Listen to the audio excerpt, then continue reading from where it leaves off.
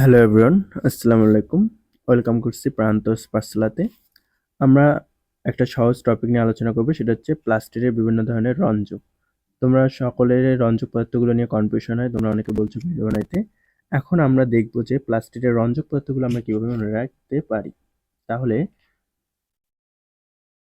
Plastid কি? আমরা সকলেই জানি প্লাস্টিড একটা কোষীয় অঙ্গাণু যেটা আমাদের খাদ্য প্রস্তুত করে। এখন প্লাস্টিড হচ্ছে ৩ প্রকার: ক্লোরোপ্লাস্ট, ক্রোমোপ্লাস্ট এবং লিউকোপ্লাস্ট। এই যে ক্লোরাস শব্দ থেকে ক্লোরো শব্দটা এসেছে এবং এটা শব্দের অর্থ বোঝায় সবুজ। এবং এই যে ক্লোরো এবং ক্লোরোফিলের ভিতরেও আছে ক্লোরো। এইভাবে আমরা মনে রাখতে পারি যে ক্লোরোপ্লাস্টে থাকে ক্লোরোফিল নামক রঞ্জক পদার্থ। এবং ক্লোরোফিল কি করে? সবুজ রঙের জন্য দায়ী। তাহলে সবুজ রঙের জন্য দায়ী কোন ধরনের প্লাস্টিক? ক্লোরোপ্লাস্ট। এবং এখানে কোন ধরনের রঞ্জক থাকে? ক্লোরোফিল। এটা গাছের পাতায় দেখা যায়। এছাড়া আমাদের এখানে ক্যারোটিনয়েড নামে এক ধরনের রঞ্জক পদার্থ দেখতে পাওয়া যায়। তাহলে এই যে ক্লোরোপ্লাস্টের কাজ কি? খাদ্য তৈরি করা। এরপরে আমরা যেটা দেখব সেটা হচ্ছে ক্রোমোপ্লাস্ট। ক্রোমোপ্লাস্টটা কি? সবুজ ব্যতীত যত ধরনের রং আছে সেটাই ক্রোমোপ্লাস্টের অন্তর্ভুক্ত। যেমন আমাদের কি আছে? কমলা। আমরা মনে রাখতে পারি কতে কমলা এবং কতে ক্যারোটিন। তাহলে ক্যারোটিন হচ্ছে কোন রঙের জন্য দায়ী? কমলা রঙের জন্য দায়ী। এরপরে আমাদের যেটা কনফিউশন হয় সেটা হচ্ছে লাল এবং নীল। লালে আছে ফাইকোঅ্যারিথ্রিন, নীলে আছে ফাইকোসায়ানিন। তাহলে আমরা কিভাবে এটাকে ডিভাইডেড করতে পারি বা পার্থক্য করতে পারি? আমরা মনে রাখবো যে এই যে ফাইকোঅ্যারিথ্রিনের আছে, তে আমরা মনে রাখতে পারি রেড। কি মনে রাখতে পারি? রেড। আমরা কিন্তু সকলেই জানি রেড মানে লাল। তাহলে লাল রঙের জন্য দায়ী কোনটা হবে? ফাইকোঅ্যারিথ্রিন। আরেকটা আছে ফাইকোসায়ানিন। এই যে সায়ানিনের শেষে ন আছে, আমরা তে মনে রাখতে পারি ফাইকোসায়ানিন। ফাইকোসায়ানিন হচ্ছে নীল রঙের জন্য দায়ী। তাহলে লাল রঙের জন্য কি? ফাইকোঅ্যারিথ্রিন। অ্যারিথ্রিনের দিয়ে আমরা মনে রাখবো রেড। রেড মানে কি? লাল। এরপরে যেটা আছে সেটা হচ্ছে হলুদ। হলুদতে মনে রাখবো আমরা জ্যান্থোফিল। জ্যান্থোফিলের ৯ থ আমরা দেখতেছি, আমরা যখন যুক্তবর্ণ লিখি ৯ থ আমরা নিচে হর মতো দেখা যায়। তাহলে হতে হলুদ এবং এই জ্যান্থোফিলের আমরা দিয়ে মনে রাখবো এটা কি রঙের জন্য দায়ী? হলুদ রঙের জন্য দায়ী। তাহলে ক্রোমোপ্লাস্টটা যেহেতু রঙিন, তাহলে রঙিন যে অংশ আছে ফুলের বা গাছের, সেখানে আমরা কি পাবো? ক্রোমোপ্লাস্ট। রঙিন ফুল, পাতা এবং গাজরের মূলে এদের দেখা যায়। এই গাজরের মূলটা আমাদের এমসিকিউ আসতে দেখা যায়। এরপরে এটার কাজ কি? পরাগায়নে সাহায্য করা। তাহলে পরাগায়নে সাহায্য করা কোন ধরনের প্লাস্টিকের কাজ? ক্রোমোপ্লাস্ট। এরপরে আমাদের যেটা আছে সেটা হচ্ছে লিউকোপ্লাস্ট। কি পড়বো আমরা?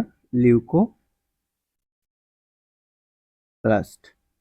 তাহলে তোমরা একটা জিনিস জানবে যে লিউকো শব্দের অর্থ হচ্ছে বর্ণহীন। কি বোঝায়? বর্ণহীন।